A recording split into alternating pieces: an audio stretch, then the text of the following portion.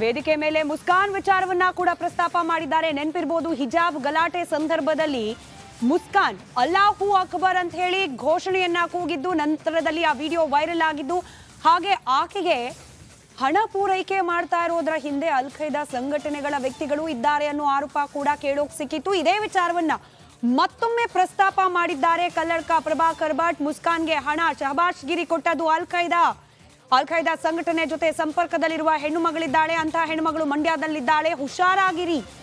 ಶ್ರೀರಂಗಪಟ್ಟಣದ ವೇದಿಕೆ ಕಾರ್ಯಕ್ರಮದಲ್ಲಿ ಕಲ್ಲಡ್ಕ ಪ್ರಭಾಕರ್ ಭಟ್ರ ಹೇಳಿಕೆ ಇದು.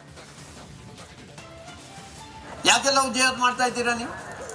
ನಿಮಗೆ ಹುಡುಗಿಯರು ಇಲ್ವಾ ನಿಮ್ಮ ಸಮಾಜದಲ್ಲಿ? ಎಲ್ಲರೂ ನೋಡಿದ್ದೀರಾ? ಒಬ್ಬ ಹುಸೇನ್ ಅಂತ ಹೇಳುವಂಥ ಒಬ್ಬ ಹುಡುಗ, ಅವಳು ಜುನೇದ ಅಂತ ಹೇಳುವಂಥ ಹುಡುಗಿಯ ಜೊತೆಯಲ್ಲಿ ಪ್ರೇಮ ಪ್ರಕರಣದಲ್ಲಿ ಸಿಲುಕಿ ಓಡಿ ಹೋದರು. ಇಲ್ಲವೇ ಇಲ್ಲ, ಅವರಿಗೆಲ್ಲ ಸಿಗೋದು ಹಿಂದೂಗಳೇ. ನೀವು ನಮ್ಮ ಹಿಂದೂ ಹುಡುಗಿಯರನ್ನು ಯಾಕೆ ಟಾರ್ಗೆಟ್ ಮಾಡ್ತೀರಾ? ನಿಮ್ಮ ಹುಡುಗಿಯರ ಜೊತೆಲಿ ಹೋಗಿ ನೀವು ಲವ್ ಮಾಡಿ ಅಥವಾ ಬಿಡಿ, ಏನು ಬೇಕಾದ್ರೂ ಮಾಡಿ, ನಮ್ಮೇನಂತ ತೊಂದರೆ ಅಲ್ಲ. ಅವಳೆಲ್ಲ ನಾಳೆಯಿಂದ ನಾನು ಶಾಲೆಗೆ ಹೋಗ್ತಾನೆ ಅಂತೆ, ಹೋಗಲಿ, ತಾಕತ್ತಿದ್ರೆ ಅವಳು ಒಳಗೆ ಹೋಗುವಂತ ಪ್ರಯತ್ನ ಮಾಡಲಿ. ಅವಳು ಈ ದೇಶದಲ್ಲಿ ಹಿಂದೂಗಳು ಹೇಡಿಗಳಾಗಿಲ್ಲ, ನೆನಪಿಟ್ಕೊಳ್ಳಿ. ಸಹನೆ ಇರ್ಬೋದು ನಮ್ಮ ಹತ್ರ, ತಾಳ್ಮೆ ಇರ್ಬೋದು ನಮ್ಮ ಹತ್ರ, ಅದು ನಮ್ಮ ದೌರ್ಬಲ್ಯ ಅಲ್ಲ ಅಂತ ನೀವು ತಿಳ್ಕೊಳ್ಬೇಕು. ಇವತ್ತಿಲ್ಲಿ ನೋಡಿದಂತ ಜನಗಳನ್ನು ನೋಡಿದ್ರೆ ನಮ್ಗೆ ಗೊತ್ತಾಗುತ್ತೆ, ಅದು ದೌರ್ಬಲ್ಯ ಅಲ್ಲ ನಮಗೆ. ಅವಳೆಲ್ಲ ನಾಳೆಯಿಂದ ನಾನು ಶಾಲೆಗೆ ಹೋಗ್ತಾನೆ ಅಂತೆ, ಹೋಗಲಿ, ತಾಕತ್ತಿದ್ರೆ ಅವಳು ಒಳಗೆ ಹೋಗುವಂತ ಪ್ರಯತ್ನ ಮಾಡಲಿ. ಅವಳು ಈ ದೇಶದಲ್ಲಿ ಮತ್ತಷ್ಟು ಡೀಟೇಲ್ಸ್ ನಮ್ಮ ಪ್ರತಿನಿಧಿ ಆನಂದ್ ನೀಡ್ತಾ ಹೋಗ್ತಾರೆ. ಆನಂದ್, ಒಂದ್ ಕಡೆ ಹಿಜಾಬ್ ವಿರುದ್ಧ ಸಿದ್ದರಾಮಯ್ಯ ಅವರ ನಿರ್ಧಾರದ ವಿರುದ್ಧ ಆಕ್ರೋಶ, ಮತ್ತೊಂದು ಕಡೆಯಲ್ಲಿ ಮುಸ್ಕಾನ್ಗೆ ನೇರ ಸವಾಲು, ಕಲ್ಲಡ್ಕ ಭಟ್ರ ಭಾಷಣ, ಹಾಗೆ ಅಲ್ಲಿ ಪ್ರಸ್ತಾಪವಾಗ್ತಿರುವ ವಿಚಾರಗಳು, ಡೀಟೇಲ್ಸ್ ಕೊಡ್ತಾ ಹೋಗೋದಾದ್ರೆ.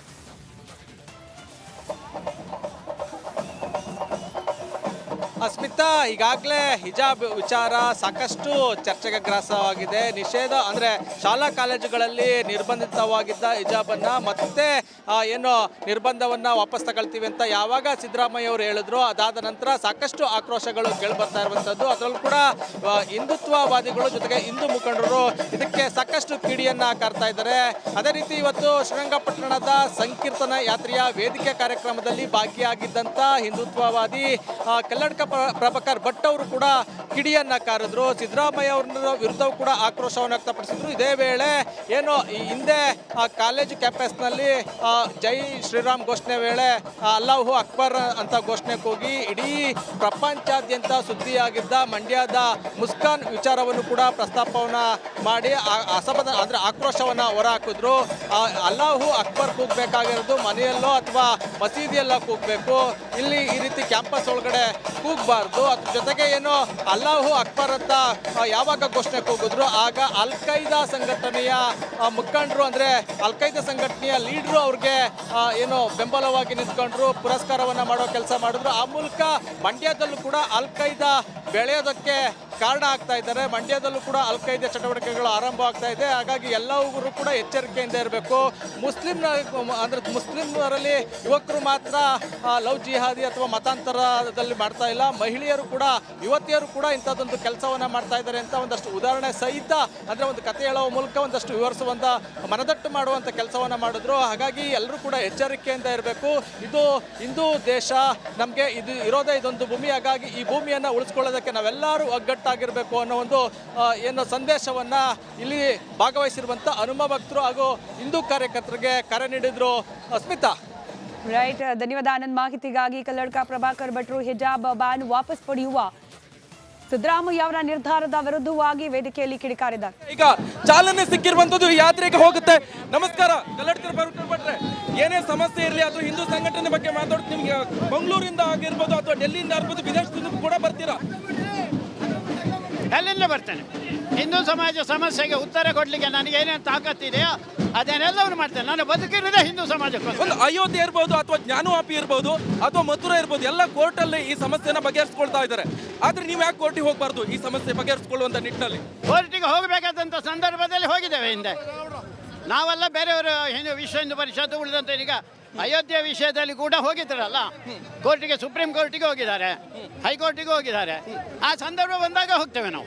ಓಕೆ, ಮತ್ತೆ ನಿಮಗೆ ಈ ರ್ಯಾಲಿ ಇರ್ಬೋದು ಅಥವಾ ಈ ಯಾತ್ರೆ ಇರ್ಬೋದು ಅಥವಾ ಮೆರವಣಿಗೆ ಇರ್ಬೋದು, ಪ್ರತಿಭಟನೆ ಮುಖಾಂತರ ಈ ಪ್ರಜಾಪ್ರಭುತ್ವ ವ್ಯವಸ್ಥೆಯಲ್ಲಿ ನ್ಯಾಯ ಸಿಗುತ್ತೆ ಅನ್ಸುತ್ತಾ? ನ್ಯಾಯ ಸಿಗಲೇಬೇಕು. ಆ ಹೋರಾಟ ಇದೆ, ಶಾಂತಿಯುತವಾದಂಥ ಹೋರಾಟ ನಮ್ಮದು.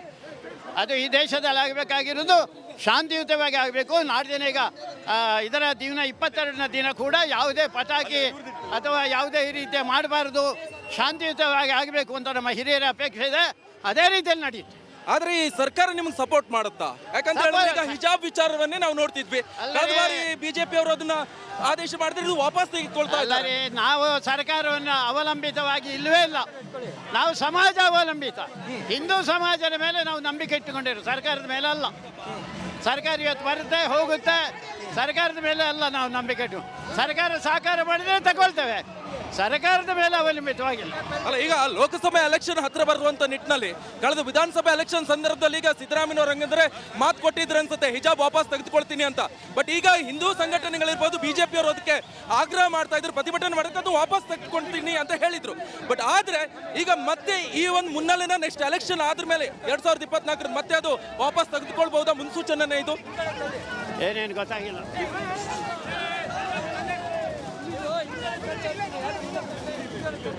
ಈಗ ಹಿಜಾಬ್ ವಿಚಾರ ಸರ್, ಆಕ್ಚುಲಿ ಹಿಜಾಬ್ ವಿಚಾರನ ಈಗ ವಾಪಸ್ ತೆಗೆದುಕೊಳ್ತೀನಿ ಅಂತ ಹೇಳಿದ್ರು ಸಿಎಂ ಸಿದ್ದರಾಮಯ್ಯನವರು. 2024 ಎಲೆಕ್ಷನ್ ನಂತರ ವಾಪಸ್ ತೆಗೆದುಕೊಳ್ಬಹುದಾ? ಗೊತ್ತಿಲ್ಲ ಅವ್ರು ಏನು ಮಾಡ್ತಾರೆ, ನಮ್ಮ ಹೋರಾಟ ಇದೆ. ಅಲ್ಲ, ಇವ್ರು ಹೇಳಿದ್ದೀಗ ಈಗ ನೆಕ್ಸ್ಟ್ ಅದು ಮುನ್ನೆಲೆಗೆ ಬರುತ್ತಲ್ಲ, ತಲೆಯಲ್ಲಿ ಇದೆ ಅಂತ ಆಯ್ತು. ಬಂದೇ ಬರುತ್ತೆ, ಅವ್ರು ಮಾಡೇ ಮಾಡ್ತಾರೆ ಅಂತದ್ದೇನಾದ್ರು. ಇನ್ ಕೇಸ್ ಮಾಡಿದ್ರೆ ಏನ್ ಮಾಡ್ತೀರಾ? ನಾವು ಹೋರಾಟ ಮಾಡ್ತೇವಲ್ಲ, ಉಗ್ರ ಹೋರಾಟ, ಉಗ್ರವಾದಂತ ಹೋರಾಟ, ಶಾಂತಿಯುತವಾದಂತ ಹೋರಾಟ. ಈಗ ಈ ಒಂದು ರ್ಯಾಲಿ ಶುರು ಆಗಿರುವಂತದ್ದು ಪ್ರಪ್ರಥಮ ಬಾರಿಗೆ ನೀವು ಏನ್ ಘೋಷಣೆ ಕೊಟ್ಕೊಳ್ಳಿ ರ್ಯಾಲಿ ಶುರು ಮಾಡ್ತೀರಿ? ಭಾರತ್ ಮಾತಾ ಕಿ ಜೈ, ವಂದೇ ಮಾತರಂ, ಜೈ ಶ್ರೀರಾಮ್. ಇವಿಷ್ಟು ಕಲ್ಲಡ್ಕ ಪ್ರಭಾಕರ್ ಭಟ್ರು ಹೇಳಿರುವಂತದ್ದು. ನಾವು ಇನ್ ಕೇಸ್ ಇದೇ ವಿಚಾರಕ್ಕೆ ಸಂಬಂಧಪಟ್ಟಂತೆ ಕೋರ್ಟ್ಗೆ ಹೋಗುವಂತ ಅವಶ್ಯಕತೆ ಬಂದ್ರೆ ನಾವು ಕೋರ್ಟಿಗೆ ಹೋಗ್ತೀವಿ ಅಂತ ಹೇಳಿದ್ರು. ಬಟ್ ಆದ್ರೆ ಈ ಪ್ರಜಾಪ್ರಭುತ್ವ ವ್ಯವಸ್ಥೆಯಲ್ಲಿ ಈ ರ್ಯಾಲಿ ಇರ್ಬೋದು ಅಥವಾ ಯಾತ್ರೆ ಇರ್ಬೋದು, ಮೆರವಣಿಗೆ, ಪ್ರತಿಭಟನೆ ಇವೆಲ್ಲಕ್ಕೂ ಕೂಡ ನ್ಯಾಯ ಸಿಗುತ್ತಾ ಅದು ಗೊತ್ತಿಲ್ಲ ಅಂತ ಹೇಳ್ತಾ ಇದ್ದಾರೆ. ಬಟ್ ಆದ್ರೆ ಈಗ ಕಲ್ಲಡ್ಕ ಪ್ರಭಾಕರ್ ಭಟ್ರು ಹೇಳ್ತಾ ಇರುವಂಥದ್ದು ಹಿಜಾಬ್ ವಿಚಾರ ಕೂಡ ಮಾತನಾಡಿದ್ದಾರೆ. ನಾವು ಹಿಜಾಬ್ ವಿಚಾರ ಇನ್ ಕೇಸ್ ಸಿದ್ದರಾಮಯ್ಯನವರು ಹಿಜಾಬ್ ಅನ್ನ ವಾಪಸ್ ತೆಗೆದುಕೊಂಡ್ರೆ ನಾವು ಉಗ್ರ ಹೋರಾಟವನ್ನು ಮಾಡ್ತೀವಿ, ಉಗ್ರ ಪ್ರತಿಭಟನೆಯನ್ನ ಮಾಡ್ತೀವಿ ಅಂತ ಕಲ್ಲಡ್ಕ ಪ್ರಭಾಕರ್ ಭಟ್ರು ಅವರು ಹೇಳಿರುವಂಥದ್ದು. ಈ ರ್ಯಾಲಿ ಈಗ ಶುರುವಾಗಿರುವಂಥದ್ದು. ಈ ರ್ಯಾಲಿ ವಿಚಾರಕ್ಕೆ ಸಂಬಂಧಪಟ್ಟಂತೆ ಈಗಾಗಲೇ ಎಲ್ಲ ಹನುಮ ಮಾಲಾಧಾರಿಗಳಿಗೂ ಕೂಡ ಇಲ್ಲಿ ಇರುವಂಥದ್ದು. ದೊಡ್ಡ ಮಟ್ಟದಲ್ಲಿ ರ್ಯಾಲಿಯನ್ನ ಆಯೋಜನೆ ಮಾಡಲಾಗಿದೆ. ಸಾವಿರಾರು ಹನುಮ ಮಾಲಾಧಾರಿಗಳು ಈ ಒಂದು ರ್ಯಾಲಿಯಲ್ಲಿ ಪಾಲ್ಗೊಂಡಿದ್ದಾರೆ. ಬಹಳ ಪ್ರಮುಖವಾಗಿ ಈಗ ಈ ನಿಮಿಷಾಂಬ ದೇವಸ್ಥಾನದಿಂದ ಸೀದಾ ಈ ರ್ಯಾಲಿ ಹೋಗ್ತಾ ಇರುವಂಥದ್ದು. 5 ಕಿಲೋಮೀಟರ್ ರ್ಯಾಲಿ ಇರುವಂಥದ್ದು. ಎಸ್, ಈ ರ್ಯಾಲಿ ಸ್ಟಾರ್ಟ್ ಆಗಿದೆ ಇವಾಗ.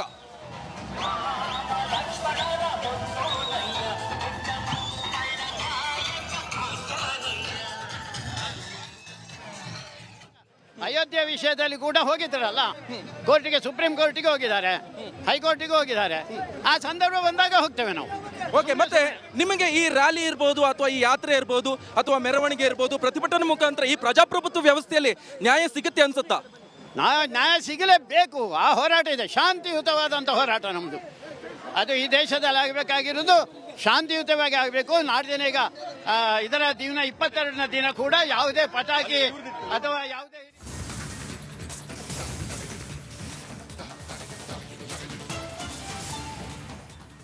ಮಂಡ್ಯದ ಶ್ರೀರಂಗಪಟ್ಟಣದಲ್ಲಿ ಸಂಕೀರ್ತನ ಯಾತ್ರೆ ಆರಂಭ ಆಗಿದೆ. ವೇದಿಕೆ ಕಾರ್ಯಕ್ರಮವನ್ನು ಮುಗಿಸಿ ಸಂಕೀರ್ತನ ಯಾತ್ರೆಗೆ ಚಾಲನೆಯನ್ನು ಕೊಟ್ಟಿದ್ದಾರೆ. ಹನುಮ ಮಾಲಾಧಾರಿಗಳಿಂದ ಬೃಹತ್ ಸಂಕೀರ್ತನ ಯಾತ್ರೆಗೆ ಈಗ ಚಾಲನೆ ಸಿಕ್ಕಿದೆ. ಯಾತ್ರೆ ಆರಂಭ ಆಗಿದೆ. ನಿಮಿಷಾಂಬ ದೇಗುಲದಿಂದ ಶ್ರೀರಂಗನಾಥನ ಸನ್ನಿಧಿವರೆಗೂ ಕೂಡ ಯಾತ್ರೆ ಹೊರಡುತ್ತೆ. ಯಾತ್ರೆ ಮುಗಿಸಿ ಮಾಲೆ ವಿಸರ್ಜನೆಯನ್ನ ಮಾಡ್ತಾರೆ ಹನುಮ ಭಕ್ತರು. ಕಾವೇರಿ ನದಿ ಸ್ನಾನಘಟ್ಟದ ಬಳಿ ಮಾಲೆಯನ್ನ ವಿಸರ್ಜನೆ ಮಾಡಲಿದ್ದಾರೆ ಭಕ್ತರು.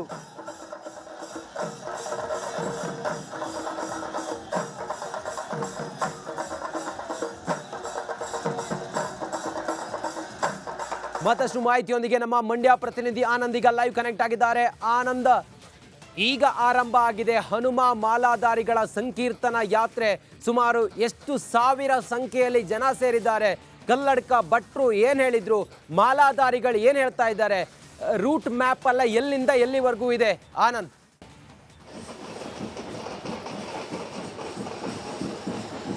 ರಂಜಿತ್, ಇವತ್ತು ಕೋಟೆ ನಗರಿ ಶ್ರೀರಂಗಪಟ್ಟಣ ಸಂಪೂರ್ಣವಾಗಿ ಕೇಸರಮಯ ಆಗಿದೆ. ಎಲ್ಲಿ ನೋಡಿದ್ರು ನಮಗೆ ಕಣ್ಣಿಗೆ ರಾಚುವಂಥದ್ದು ಕೇಸರಿ ಕೇಸರಿ ಕೇಸರಿ.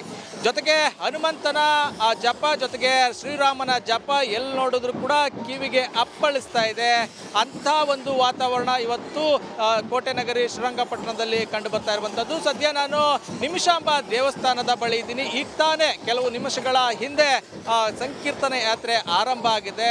ನೀವು ಇಲ್ಲಿ ನೋಡ್ತಾ ಇದ್ರೆ ನೀವೇ ಸಂಖ್ಯೆನ ಊಹೆ ಮಾಡ್ಕೋಬಹುದು ಅನ್ನಿಸ್ತದೆ. ನೋಡಿ, ನೀವು ಈಗಾಗಲೇ ಸಂಕೀರ್ತನೆ ಯಾತ್ರೆ ಆರಂಭ ಆಗಿದೆ. ಸಂಭ್ರಮದಲ್ಲಿ ಹನುಮ ಮಾಲಾಧಾರಿಗಳು ಭಾಗಿಯಾಗಿದ್ದಾರೆ. ಸಹಸ್ರ ಸಂಖ್ಯೆಯಲ್ಲಿ ಈ ಒಂದು ಕಾರ್ಯಕ್ರಮಕ್ಕೆ ಬಂದಿದ್ದಾರೆ. ಮೂಡಲಬಾಗಿಲ ಆಂಜನೇಯ ಸ್ವಾಮಿಯನ್ನ ಮತ್ತೆ ಮೂಲ ಸ್ಥಾನದಲ್ಲಿ ಪ್ರತಿಷ್ಠಾಪನೆ ಮಾಡಬೇಕು ಅನ್ನೋ ಸಂಕಲ್ಪದೊಂದಿಗೆ ನಡೀತಾ ಇರುವಂತ ಈ ಒಂದು ಯಾತ್ರೆಯಲ್ಲಿ ಏನು ಮಂಡ್ಯ ಮಾತ್ರ ಅಲ್ಲ, ಸಾಕಷ್ಟು ಕಡೆಯಿಂದ ಹನುಮ ಮಾಲಾಧಾರಿಗಳು ತಂಡೋಪತಂಡವಾಗಿ ಬೆಳಗ್ಗೆಯಿಂದ ಬಂದಿದ್ರು. ಬೆಳಗ್ಗೆಯಿಂದ ಈ ಜಾಗದಲ್ಲಿ ಕಾದು ಕುಳಿತಿದ್ರು. ವೇದಿಕೆ ಕಾರ್ಯಕ್ರಮ ಮುಗಿತಾ ಇದ್ದಂತೆ ಈಗಾಗಲೇ ಹನುಮ ಸಂಕೀರ್ತನೆ ಯಾತ್ರೆ ಶುರುವಾಗಿದೆ. ಒಂದು ಕಡೆ ಹನುಮನ ಮೂರ್ತಿ ಬರ್ತಾ ಇರುವಂಥದ್ದು, ಮತ್ತೊಂದು ಕಡೆ ಏನು ಗಂಜಾಂನ ಬೀದಿಯಲ್ಲಿ ಹನುಮನ ಸಂಕೀರ್ತನೆ ಯಾತ್ರೆ ಸಾಗ್ತಾ ಇದೆ. ದೃಶ್ಯದಲ್ಲಿ ನೋಡ್ತಾ ಇದ್ರೆ ಎಲ್ಲಿ ನೋಡಿದ್ರು ಕೇಸರಿಮಯ, ಎಲ್ಲಿ ನೋಡಿದ್ರು ಕೂಡ ಕೇಸರಿಮಯ. ಅಷ್ಟೊಂದು ಪ್ರಮಾಣದಲ್ಲಿ ಜನ ಇಲ್ಲಿ ಸೇರಿದ್ದಾರೆ. ಮುಂದೆ ಹೋದ್ರೆ ಒಂದಷ್ಟು ಅನ್ಯ ಧರ್ಮೀಯರು ಅಂದ್ರೆ ಮುಸ್ಲಿಮರ ಮನೆಗಳಿದೆ. ಅಲ್ಲೊಂದಷ್ಟು ಹಿಂದಿನ ವರ್ಷ ಒಂದಷ್ಟು ಕಹಿ ಘಟನೆಗಳಾಗಿದ್ವು. ಅನ್ಯ ಧರ್ಮೀಯರ ಮೇಲಿದ್ದ ಮನೆಯ ಮೇಲಿದ್ದ ಒಂದು ಬಾವುಟವನ್ನು ಕಿತ್ತಾಗುವಂಥ ಕೆಲಸವೂ ಕೂಡ ಆಗಿತ್ತು. ಅಲ್ಲಿ ಪೊಲೀಸ್ನವರು ಕೂಡ ಹೆಚ್ಚಿನ ಸಂಖ್ಯೆಯಲ್ಲಿ ಭದ್ರತೆಯನ್ನ ಕೊಟ್ಟಿರುವಂಥದ್ದು. ಯಾವುದೇ ರೀತಿಯ ಅಹಿತಕರ ಘಟನೆಗಳು ಈ ಬಾರಿ ಆಗಬಾರ್ದು ಅನ್ನೋ ಕಾರಣಕ್ಕೆ ಒಂದಷ್ಟು ಹೆಚ್ಚಿನ ಭದ್ರತೆಯನ್ನ ಕೂಡ ಈ ಬಾರಿ ಕೈಗೊಂಡಿರುವಂಥದ್ದು. ಈಗಾಗಲೇ ಸುಮಾರು 1 ಕಿಲೋಮೀಟರ್ ದೂರದಷ್ಟು ಈಗಾಗಲೇ ಜನ ಹೋಗಿರುವಂಥದ್ದು, ಅಂದ್ರೆ ಹನುಮ ಭಕ್ತರು ಹೋಗಿರುವಂಥದ್ದು. ಸಹಸ್ರ ಸಂಖ್ಯೆಯಲ್ಲಿ ಈ ಬಾರಿ ಹನುಮಂತನ ಭಕ್ತರು ಆಗಿರುವಂಥದ್ದು. ವರ್ಷದಿಂದ ವರ್ಷಕ್ಕೆ ಸಂಕೀರ್ತನೆ ಯಾತ್ರೆಯಲ್ಲಿ ಭಾಗಿಯಾಗುವಂಥವರ ಸಂಖ್ಯೆ ಹೆಚ್ಚಾಗ್ತಲೇ ಇದೆ. ಸುಮಾರು 3 ಕಿಲೋಮೀಟರ್ ದೂರ ಈ ಸಂಕೀರ್ತನೆ ಯಾತ್ರೆ ಸಾಗುವಂಥದ್ದು ಹಂಗೆ ದೃಶ್ಯದಲ್ಲಿ ಗಮನಿಸ್ಬೋದು. ಅದರಲ್ಲೂ ಕೂಡ ಪ್ರಮುಖವಾಗಿ ಜಾಮಿಯಾ ಮಸೀದಿ ಪಕ್ಕದಲ್ಲೇ ಸಂಕೀರ್ತನೆ ಯಾತ್ರೆ ಹಾದು ಹೋಗುತ್ತೆ. ಅಲ್ಲೊಂದಷ್ಟು ಏನು ಸೂಕ್ಷ್ಮ ಪ್ರದೇಶ ಅಂತ ಗುರುತಿಸ್ಕೊಂಡಿರುವಂಥದ್ದು. ಯಾವುದೇ ರೀತಿಯ ಅಹಿತಕರ ಘಟನೆ ಆಗಬಾರ್ದು, ಜೊತೆಗೆ ಜಾಮಿಯಾ ಮಸೀದಿ ಕೂಡ ಯಾವುದೇ ರೀತಿಯ ಹಾನಿ ಆಗಬಾರ್ದು ಅನ್ನೋ ಕಾರಣಕ್ಕೆ ಅಲ್ಲಿ ಹೆಚ್ಚಿನ ಭದ್ರತೆಯನ್ನು ನಿಯೋಜನೆ ಮಾಡಿರುವಂಥದ್ದು. ಅಲ್ಲಿ ಸುಮಾರು 200ರಿಂದ 250 ಪೊಲೀಸ್ ಅವ್ರನ್ನ ನಿಯೋಜನೆ ಮಾಡಿದ್ದಾರೆ. 20ಕ್ಕೂ ಹೆಚ್ಚು ಆ ಭಾಗದಲ್ಲೇ CC ಕ್ಯಾಮ್ರಾಗಳನ್ನು ಅಳವಡಿಸಿದ್ದಾರೆ. ಹಾಗೆ ಮುಂದೆ ಹೋದರೆ ಏನು ಹನುಮಂತ ಅಂದರೆ ಮೂಡಲಬಾಗಿಲ ಆಂಜನೇಯನ ದೇವಸ್ಥಾನವೂ ಕೂಡ ಇರುವಂಥದ್ದು. ಅಂದರೆ ಕಾವೇರಿ ನದಿಯಲ್ಲಿ ಇದ್ದಂಥ ವಿಗ್ರಹವನ್ನು ಸದ್ಯ ಅಲ್ಲಿ ತಾತ್ಕಾಲಿಕವಾಗಿ ಪ್ರತಿಷ್ಠಾಪನೆ ಮಾಡಿದ್ದಾರೆ. ಅಲ್ಲಿ ಮೂಡಲಬಾಗಿಲ ಆಂಜನೇಯನ ದರ್ಶನ ಪಡೆದುಕೊಂಡು ಆನಂತರ ಶ್ರೀರಂಗನಾಥನ